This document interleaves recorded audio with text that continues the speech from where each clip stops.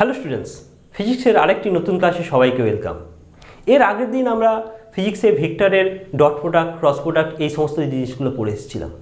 আজকে আমরা পড়ব প্রাসের গতি বা মোশন অফ এ প্রজেক্টাইল। তাহলে আমাদের আজকের টপিক হচ্ছে মোশন অফ প্রজেক্টাইল বা প্রাসের গতি।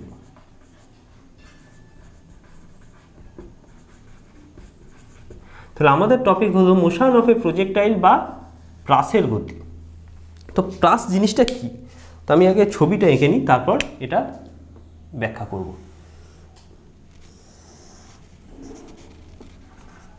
তো একটা বস্তুকে আমরা মনে করলাম যে ভূপৃষ্ঠের সাথে কোনো একটা অ্যাঙ্গেল করে ছুঁড়লাম, তাহলে বস্তুটা এইরকম করে উপর দিকে উঠবে, গিয়ে খানিকটা পরে আবার নিচে নেমে যাবে। এই যে মোশন, এই মোশনটাকে সোজা কথায় প্রাস বা প্রজেক্টাইলের মোশন বলবো। তাহলে এই বস্তুটাকে যখন উপরের দিকে ছোড়া হচ্ছে, তাহলে এই বরাবর বস্তুটার গতিটা হচ্ছে এই বরাবর, এটা হচ্ছে ইউ। ক্লিয়ার? সেটা ভূপৃষ্ঠের সাথে আলফা কোণ করেছে, এই কোণটাকে বলা হয় প্রক্ষেপ কোণ। ক্লিয়ার? তাহলে একটা বস্তুকে সোজা আমি ভূপৃষ্ঠের সাথে কিছু অ্যাঙ্গেল করে ছুঁড়ে দিচ্ছি, তাহলে কি হবে? বস্তুটা খানিকটা গিয়ে আবার ভূপৃষ্ঠে পড়ে যাবে। তাহলে এই যে মোশন, এই মোশনটাকে বলা হয় মোশন অফ এ প্রজেক্টাইল বা প্রাসের গতি। তাহলে এই যে ইউ বরাবর আমরা যদি প্রক্ষেপ করি, তাহলে ইউটাকে বলা হয় প্রক্ষেপ বেগ। ঠিক আছে? ইউটাকে প্রক্ষেপ বেগ। এক্স অ্যাক্সিস বরাবর ইউ এর উপাংশ কত হবে না, এটা হচ্ছে ইউ কস আলফা, আর এই দিকটা হয়ে যাবে ইউ সাইন আলফা। আর এখানে এ সর্বাধিক যে দূরত্ব কভার করবে সেই জিনিসটাকে বলা হবে রেঞ্জ বা আর, এটাকে বলা হয় প্রক্ষেপ সীমা। এগুলোর নাম দিদি জিরো, এটা হচ্ছে এ পয়েন্ট আর এটা হচ্ছে বি পয়েন্ট। আর এখানেও সর্বাধিক যে উচ্চতা আরোহণ করবে সেটা হচ্ছে এইচ।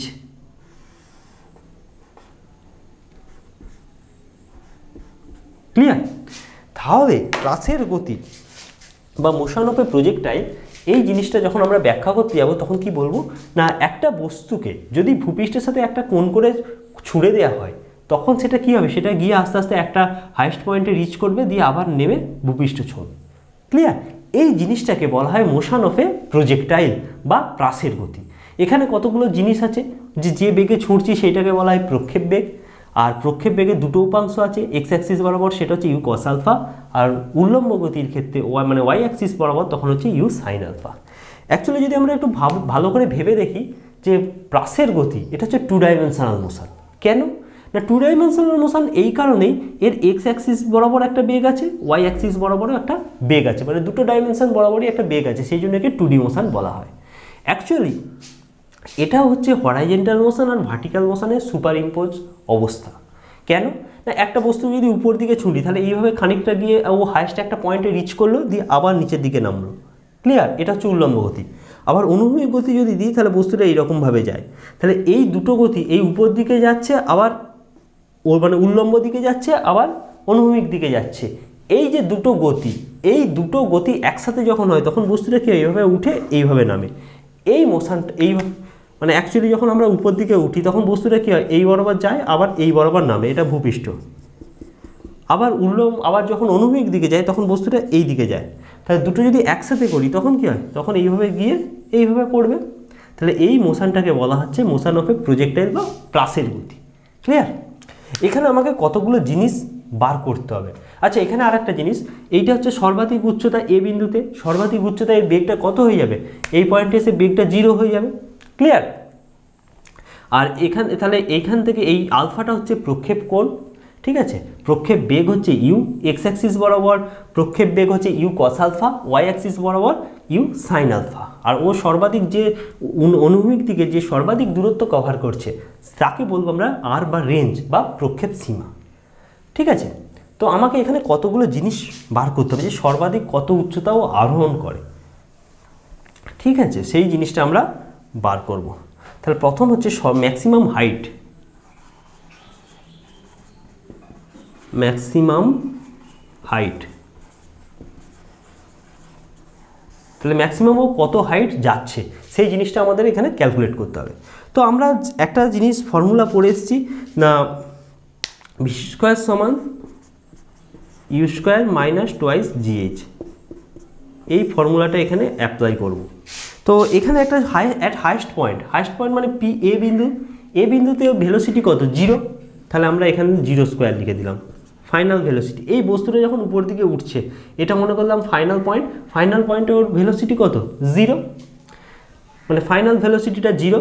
আর এই বরাবর উল্লম্ব বরাবর উপাংশ কত, বেগের উপাংশটি ইউ সাইন আলফা, তাহলে u square sine square alpha minus twice g into H.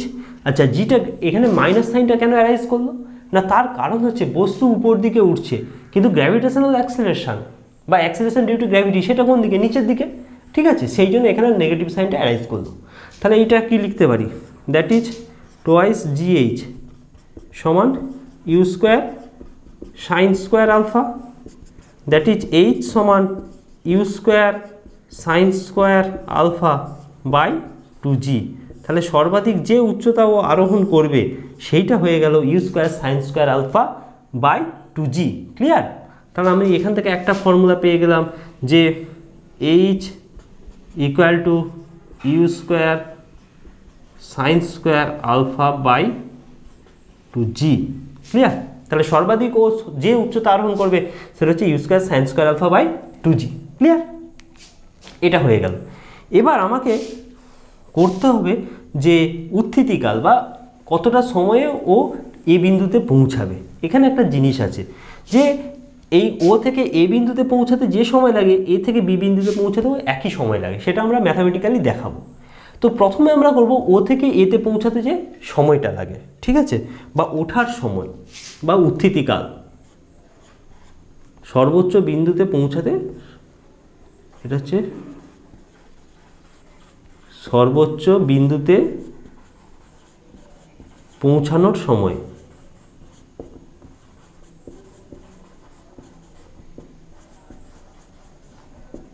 সর্বোচ্চ বিন্দুতে পৌঁছানোর সময় আমরা ধরে নিলাম টি।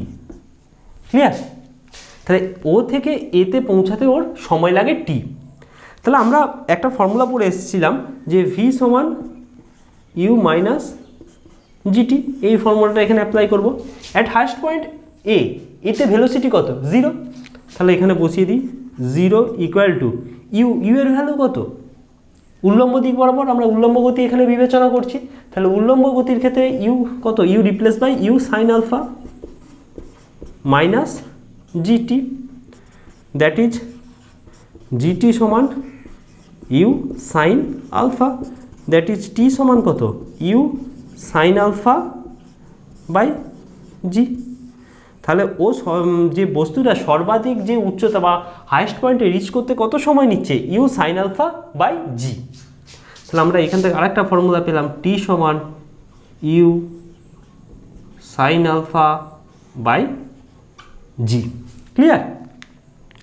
তাহলে এটা আমাদের হয়ে গেল। এবার আমরা একটা জিনিস করব যে টোটাল টাইম অফ ফ্লাইট, মানে ও থেকে এ হয়ে বি বিন্দুতে পৌঁছাতে ওর কত সময় লাগে।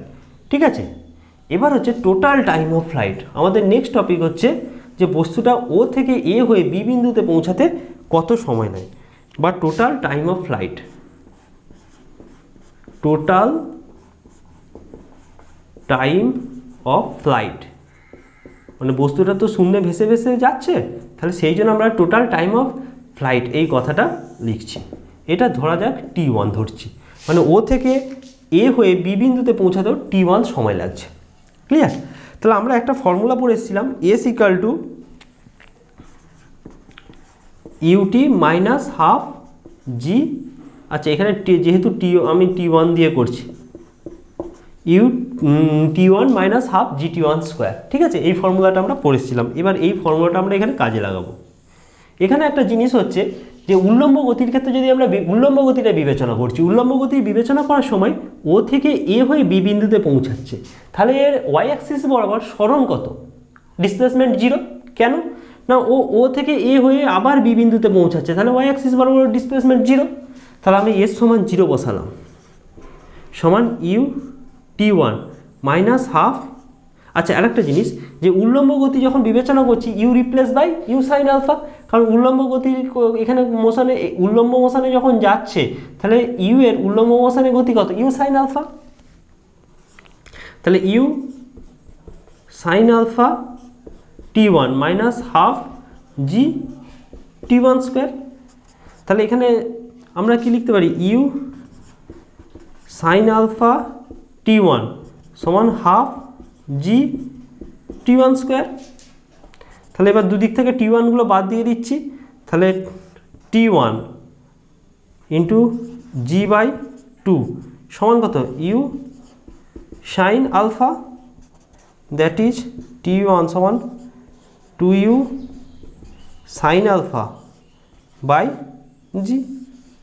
তাহলে বস্তুটা ও থেকে এ হয়ে বি বিন্দুতে পৌঁছাতে কত সময় লাগবে, 2u সাইন আলফা বাই জি। তাহলে টোটাল টাইম অফ ফ্লাইট সেইটা কত, 2u সাইন আলফা বাই জি। তাহলে t1 সমান কত, 2u sine alpha by G. Clear? একটু ভালো করে লিখে দিই, এটা হচ্ছে 2u সাইন আলফা বাই জি। তাহলে একটা জিনিস হচ্ছে বস্তুটা ও থেকে এতে উঠতে কত সময় লাগছে, ইউ সাইন আলফা বাই জি। আবার ও থেকে এতে উঠে আবার বিতে নামছে, তার টোটাল সময় লাগছে কত, 2u sine alpha by G. Clear? তাহলে এ থেকে বিতে এই অবতরণের সময়কালটা কত, সেটা হচ্ছে t1 মাইনাস টি সমানই কত, ইউ সাইন আলফা বাই জি। তাহলে বস্তুটার আরোহণের ও থেকে এতে আরোহণ করছে, মানে ওঠার যে সময়কাল, এ থেকে বিতে নাম অবতরণের সময়কাল একই, সেটার ভ্যালু হচ্ছে ইউ সাইন আলফা বাই জি। আর টোটাল টাইম অফ ফ্লাইট সেইটা কত হচ্ছে, সেটা হচ্ছে 2u sine alpha by G. Clear? এটাও হয়ে গেল। এরপরে নেক্সট যেটা পড়ব সেটা হচ্ছে যে রেঞ্জ বা প্রক্ষেপ সীমা, এই জিনিসটা রাশিমালা। নেক্সট আমরা বলবো রেঞ্জ বা প্রক্ষেপ সীমা। প্রক্ষেপ সীমা বা রেঞ্জ, এটাকে আর দিয়ে ডিনোট করা হয়। এবার অনুভূমিক, এটা হচ্ছে অনুভূমিক গতির ক্ষেত্রে জি এর কোনো ভ্যালু নেই। কেন জি এর কোনো ভ্যালু নেই, জি বা অ্যাক্সিলারেশন ডিউ টু গ্র্যাভিটি সবসময় নিচের দিকে ক্রিয়াশীল, টুয়ার্ড সেন্টার। তাহলে টুয়ার্ড সেন্টার যদি ক্রিয়াশীল হয়, তাহলে আমার এখানে অনুভূমিক গতিকে কোনো এফেক্ট করছে না। তাহলে এখানে এই বরাবর বস্তু সমবেগে যাবে, ইউ কস আলফা, এইটা হচ্ছে সমবেগ। তাহলে আমরা একটা জিনিস হচ্ছে পড়েছিলাম, এস ইকাল টু ভিটি,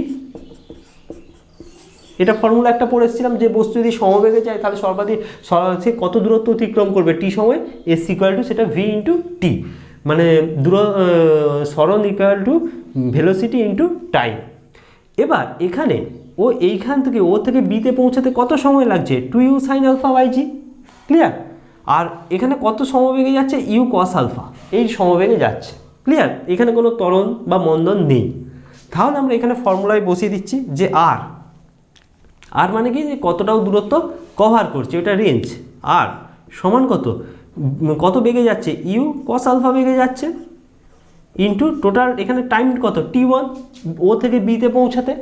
তাহলে এখানে t1 এর ভ্যালু বসিয়ে দিই, তাহলে আর সমান কত, you cos alpha into t1 এর ভ্যালু কত, 2u সাইন আলফা বাই জি। তাহলে এটা করলে একটু সাজিয়ে লিখছি, u square 2 sine alpha cos alpha by জি।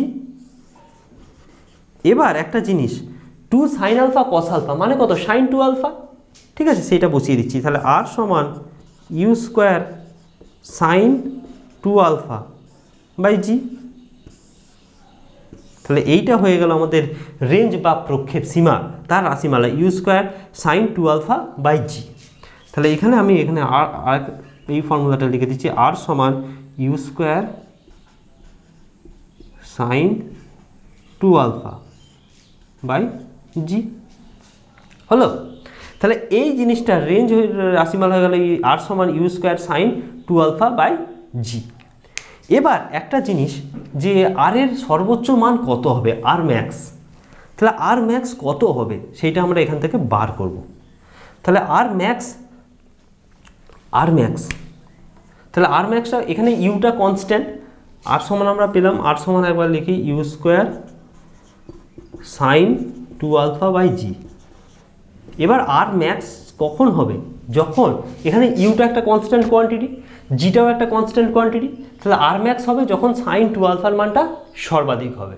ঠিক আছে, সাইন 2 আলফার মান সর্বাধিক কখন হয়, সাইন 0 সমান 0 আর সাইন 90 সমান 1, তাহলে সাইনের ম্যাক্সিমাম ভ্যালু কত 1, তাহলে আর ম্যাক্স তখনই হবে যখন সাইন 2 আলফার জায়গায় সাইন 90 বসাবো, তাহলে আর ম্যাক্স সমান ইউ স্কোয়ার সাইন 90 বাই জি, তাহলে দ্যাট ইজ আর ম্যাক্স সমান ইউ স্কোয়ার বাই জি। তাহলে যদি আচ্ছা, আর এখান থেকে আর একটা জিনিস, তাহলে আমরা সাইন 90 বসালাম, সাইন 90-র ভ্যালু সর্বাধিক, তাহলে সাইন 2 আলফা সমান 90 ডিগ্রি, দ্যাট ইজ আলফা সমান 45 ডিগ্রি। তাহলে প্রক্ষেপ কোণ বা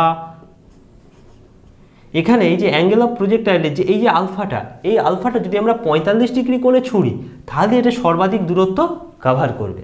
ক্লিয়ার? আর সেটার ভ্যালু কত হয়ে যাবে, ইউ স্কোয়ার বাই জি। এবার এইটা কোন ক্ষেত্রে রিয়েল অ্যাপ্লিকেশন কোথায় কাজে লাগে না, আমরা যখন বর্ষা ছুরি বা বিভিন্ন ধরনের খেলা হয়, যেমন নীরজ চোপড়া অলিম্পিকে সোনা জিতল জ্যাভলিন থ্রোয়ে, জ্যাভলিন বা বর্ষা, তাহলে সেখানে কি হয়, বা ডিসকাস যে থ্রো করে, ডিসকাস মানে লোহার বল, সেখানেও একই জিনিস হয়। সেখানেও প্রতিযোগীরা চেষ্টা করে যে এই আলফার ভ্যালুটা যখন ছুটছে জ্যাভলিন বা ডিসকাস, তখন ভূপৃষ্ঠের সাথে তাদের যেন 45 ডিগ্রির কাছাকাছি করে ছুটতে পারে। যে যত অ্যাকুরেটলি 45 ডিগ্রির কাছে গিয়ে ছুটতে পারবে তার তত রেঞ্জটা বেশি হবে, মানে আরটা ম্যাক্সিমাম হবে। তাহলে আর ম্যাক্সিমাম মানে কি, এটা সর্বাধিক দূরত্ব কভার করবে। ক্লিয়ার? সেই জন্য প্রতিযোগীরা যত অ্যাকুরেটলি 45 ডিগ্রির কাছাকাছি ভ্যালুতে ছুটতে পারবে সেটা তত বেশি দূরে যাবে, এবং যদি অ্যাকুরেট পুরো 45 ডিগ্রিতে ছোড়ে তখন আর ম্যাক্সিমাম হবে, তখন হচ্ছে ইউ স্কোয়ার বাই জি, এই ফর্মুলাটা হবে। ঠিক আছে, তাহলে আমরা আমাদের যে এইখানে যে টপিকগুলো মনে রাখতে হবে, প্লাসের গতির ক্ষেত্রে সর্বাধিক কত উচ্চতা আরোহণ করে, সেটা হচ্ছে এইচ সমান u square sine square alpha by 2g। আর এখানে ও থেকে সর্বাধিক বিন্দুতে যে পৌঁছাতে সময় লাগে সেটা হচ্ছে u sine alpha by G.